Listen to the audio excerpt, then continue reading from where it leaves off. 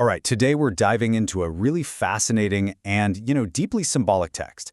It's called The Sovereign Jurisdiction of the Divine Dwelling, and what it does is lay out this incredible legal and spiritual framework for setting up a space that's governed not by human rules, but by a higher divine authority. So let's get right into it. So the whole thing kicks off with this really provocative question, right? Can a physical space, like a house, a temple, maybe even a person, be governed by a higher divine law, completely walled off from any human influence? Just think about that for a second. A place that operates under a totally different set of rules. This is the big idea we're going to be unpacking today. Now, to even begin to understand how this divine jurisdiction could be possible, our source says we first have to tackle a fundamental problem, a problem it calls the divided house problem. And this problem has a name, a technical term, jurisdictional displacement. But the core idea is actually pretty straightforward. If a space is trying to follow two different sets of rules at the same time, divine truth and human opinion, it creates this deep instability. It's like trying to build a house on a cracked foundation. You've got an inherent conflict of governance right from the start. And look, this is not some new idea. The source grounds this whole concept in this really powerful biblical quote.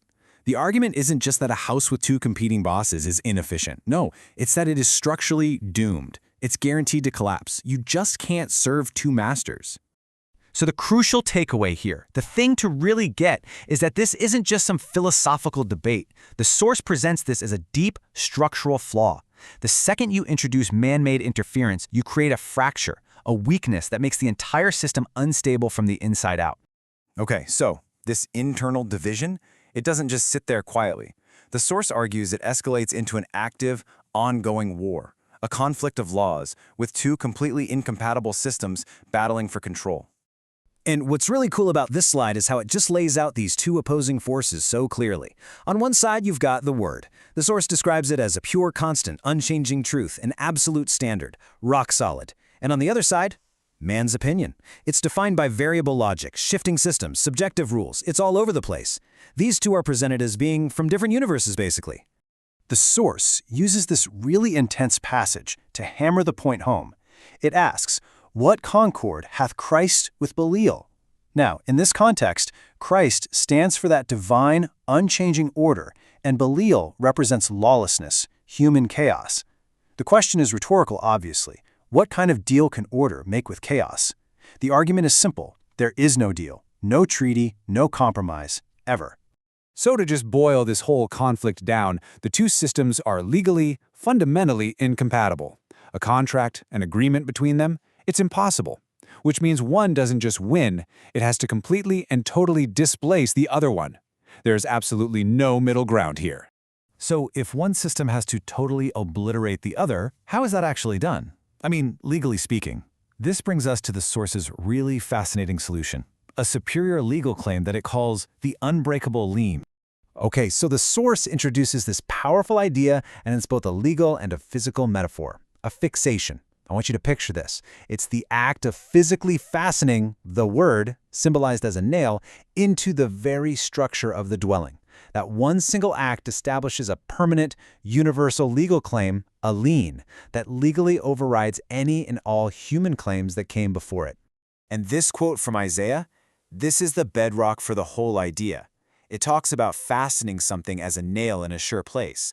That image of permanence, of an unshakable authority, is exactly what the source is talking about. This isn't some temporary claim that can be challenged later. It's presented as an unbreakable, superior one. The process it lays out is so methodical and clear. First, you identify all the existing human claims on the place. Second, you perform the act of affixation. You hammer in that nail.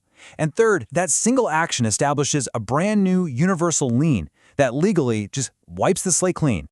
Okay, so the new legal claim is established. The deed is filed, so to speak. But it's not over yet.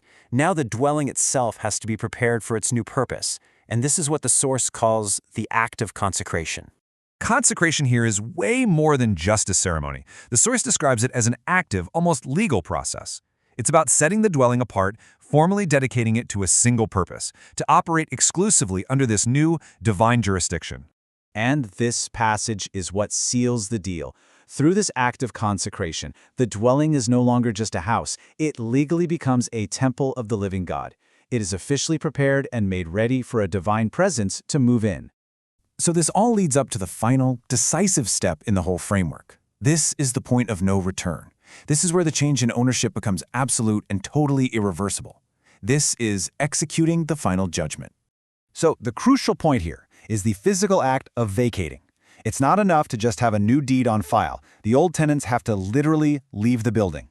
All human interference, all competing laws and ideologies have to be completely, and this is the key word, practically removed from the premises. This quote is presented as a direct command to finish the job.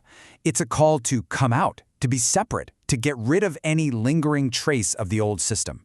And the source argues that only after this separation is 100% complete can the new authority actually be received. So what are the non-negotiable final conditions for this divine entry?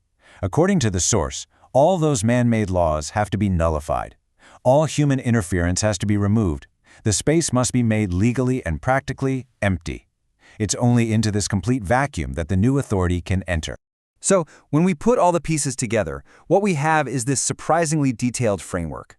From identifying the divided house problem to establishing a superior lien, consecrating the space, and finally vacating it, the source lays out a complete step-by-step process for displacing human jurisdiction with the divine one. And this leaves us with a final, pretty provocative thought. The text speaks in terms of a physical dwelling, right? A house. But what if we apply this whole framework metaphorically? What might it mean to vacate our own minds, our own lives, of all that man-made interference to make room for a higher truth? That's something to think about. Thanks for joining us.